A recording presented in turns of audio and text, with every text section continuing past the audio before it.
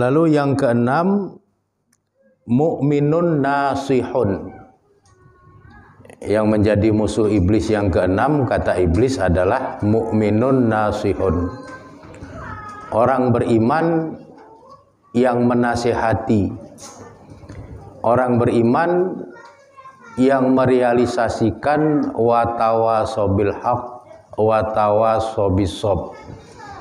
Saling menasihati di dalam kebenaran dan saling menasihati di dalam kesabaran. Ini akan menjadi musuh dari iblis.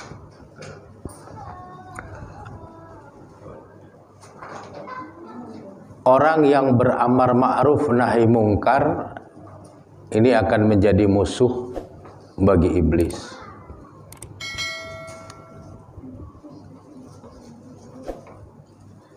Orang soleh ini belum tentu menjadi musuh dari iblis, tetapi muslih dipastikan menjadi musuh dari iblis. Jadi orang baik belum tentu jadi musuh dari iblis, tapi orang yang ingin memperbaiki keadaan yang tidak baik menjadi baik, itu pasti menjadi musuh dari iblis. Mu'minun nasih, orang beriman yang menasihati, itu menjadi musuh keenam dari iblis. Kemudian musuh yang ketujuh, mu'minun rahimul qalbi. Orang beriman yang batinnya itu penuh dengan kasih sayang. Jadi orang beriman yang batinnya penuh dengan kasih sayang ini menjadi musuh iblis. Tetapi orang beriman yang di dalam batinnya tersimpan banyak penyakit batin seperti hasad, dengki, iri hati, takabur, ria, sum'ah dan sebagainya, itu menjadi kawan dari iblis. Oleh karenanya semua orang beriman yang batinnya dipenuhi oleh rasa kasih sayang, ruhama'u bainahum, penuh kasih sayang di antara mereka, ini akan menjadi musuh dari iblis. Iblis tidak menyukai ada orang beriman yang batinnya dipenuhi oleh rasa kasih sayang. Kemudian yang kedelapan, taibun sabitun ala taubatihi. Musuh iblis yang kedelapan adalah orang-orang yang bertobat, sabitun, konsisten, tetap ala taubatihi, atas tobatnya. Artinya orang yang bertobat dengan taubatan nasuha ini menjadi musuh kedelapan dari iblis. Iblis suka kalau orang memain-mainkan tobatnya. Sehari dua hari tobat, hari ketiga kumat penyakitnya. Tobat seminggu dua minggu, minggu ketiga kumat penyakit lamanya. Itu iblis suka. Tapi kalau orang bertobat kemudian dia sabit, menjadi orang yang menetapi ala taubatihi, atas taubatnya, taubatannya itu nasuha, dia tidak pernah kembali kepada apa yang sudah dia taubati itu, maka secara otomatis orang yang seperti itu akan menjadi musuh iblis yang kesembilan, yang kedelapan. Kemudian yang kesembilan, mutawari'un anil haram. Orang-orang yang menjauhkan dirinya dari berbagai macam hal yang diharamkan itu menjadi musuh iblis yang kesembilan. Jadi kalau ada orang tidak suka dengan yang haram, menjauhi hal-hal yang diharamkan oleh Allah dan Rasul-Nya, maka orang itu akan menjadi musuh dari iblis. Sehingga iblis akan sangat suka kalau orang itu melanggar hal-hal yang diharamkan oleh Allah dan Rasul-Nya. Hidup dengan menikmati berbagai macam yang haram itu disukai oleh iblis.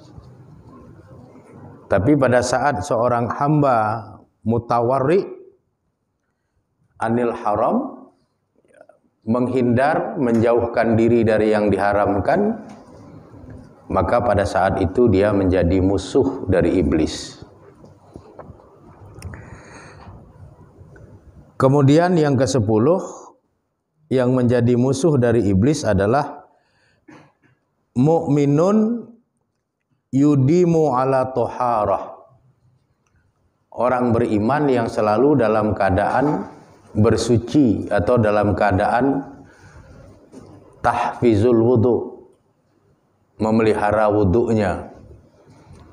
Jadi iblis memusuhi orang-orang beriman yang selalu menjaga wudunya. Ada orang-orang beriman itu tidak pernah lepas wudu. Kalau dia batal, wudu lagi. Batal, wudu lagi. Batal, wudu lagi. Ini iblis tidak suka. Kenapa? Karena iblis tidak bisa memancing dia untuk terjebak kepada perilaku ghadab, perilaku marah. Sedangkan perilaku ghadab itu salah satu strategi iblis untuk mengeluarkan orang-orang yang beriman dari kesadaran berpikir sehatnya. Jadi supaya orang-orang beriman itu keluar dari jalan berpikir sehatnya, strategi yang dimainkan oleh iblis itu diantaranya membuat orang beriman itu marah. Kalau marah dia lost control, lepas kendali. Nah, kalau sudah lepas kendali, hal-hal yang terlarang itu akan terjadi. Dengan marah orang bisa menyakiti orang lain, dengan marah orang bisa membunuh orang lain, dengan marah orang bisa sangat destruktif, melakukan pengrusakan-pengrusakan yang tidak pantas dan sebagainya.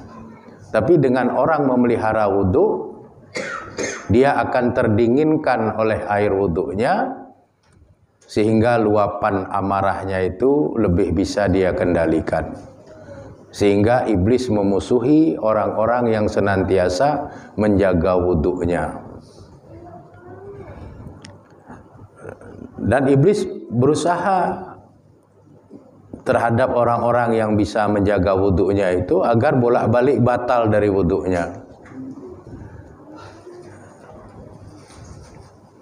Berbagai macam cara digunakan iblis supaya bolak-balik batal, bolak-balik ambil air wudhu, nanti akhirnya akan jenuh lalu tidak lagi berwudhu. Sepanjang hamba Allah itu menjaga wudhunya, maka dia akan menjadi musuh iblis yang ke-10. Kemudian musuh iblis yang ke-11, mu'minun kasirus shadaqah. Di musuh iblis yang ke-11 itu adalah orang-orang beriman yang banyak sedekahnya. Sebab dengan banyak bersedekah,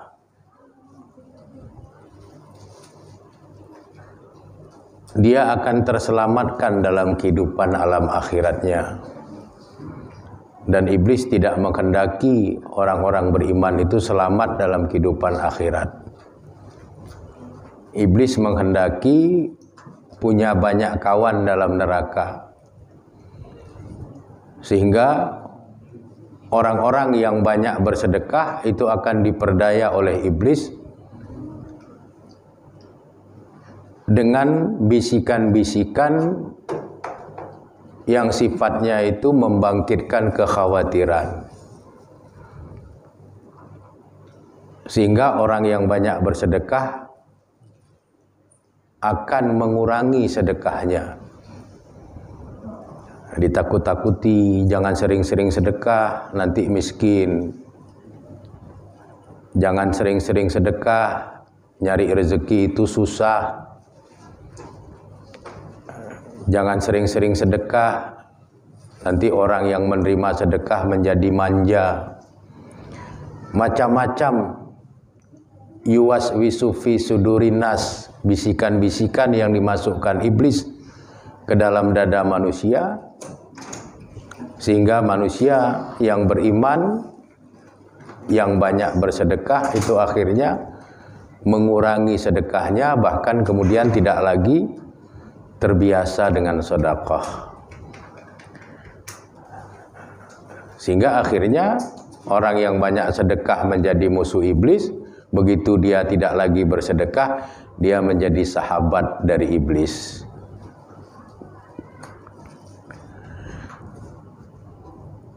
Kemudian yang ke-12, mukminun hasanul khuluqi ma'an nas.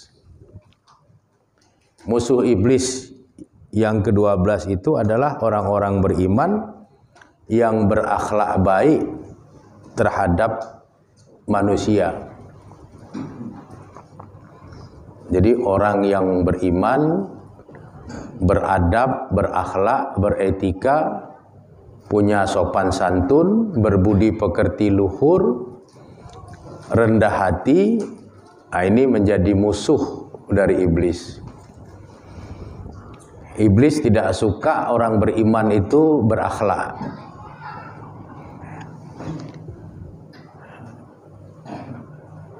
Sehingga orang beriman itu dijauhkan dari nilai-nilai akhlak oleh iblis.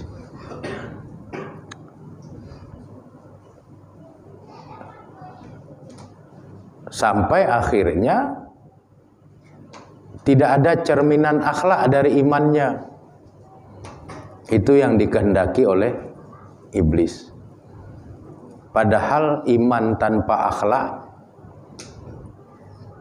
itu cacat. Karena iman, Islam, ihsan, akhlak itu bagian dari ihsan. Akhlak makhluk terhadap al-khaliq. Akhlak yang dicipta terhadap yang maha pencipta. Akhlak antara manusia dengan manusia. Akhlak antara manusia dengan tumbuhan, dengan hewan, dengan lingkungan. Itu semua diatur di dalam Islam. Karena kehadiran Nabi Muhammad SAW itu sifatnya rahmatan lil alamin, menjadi rahmat bagi alam semesta. Orang beriman akhlaknya terhadap lingkungan itu tidak boleh mengotori lingkungan. An-nazafatu minal iman. Akhlak orang beriman terhadap pohon, tidak boleh menebang pohon sembarangan. Karena antara manusia dengan pohon itu ada hubungan simbiosis mutualisme. Kita memberikan karbon dioksida kepada pohon, pohon memberikan oksigen kepada kita. Kalau pohon ditebangi sembarangan, itu sama dengan kita membunuh diri kita sendiri. Penyuplai oksigen itu tidak ada lagi. Yang ada karbon dioksida. Kalau karbon dioksida yang seharusnya dikonsumsi oleh tumbuhan, lalu kita konsumsi, maka kita mengkonsumsi racun. Jadi semuanya ada akhlak. Anak ada akhlak dengan ayah ibunya. Suami ada akhlak terhadap istrinya, istrinya ada akhlak terhadap suaminya. Kehidupan rumah tangga ada akhlaknya, kehidupan bermasyarakat ada akhlaknya. Guru dengan murid ada akhlaknya.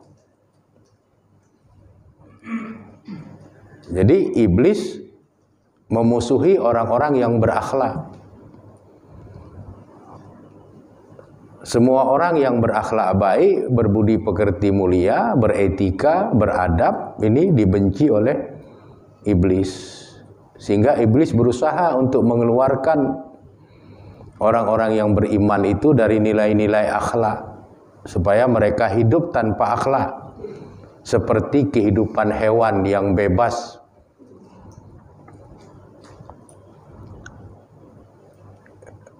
Dan ini harus kita cermati dengan baik.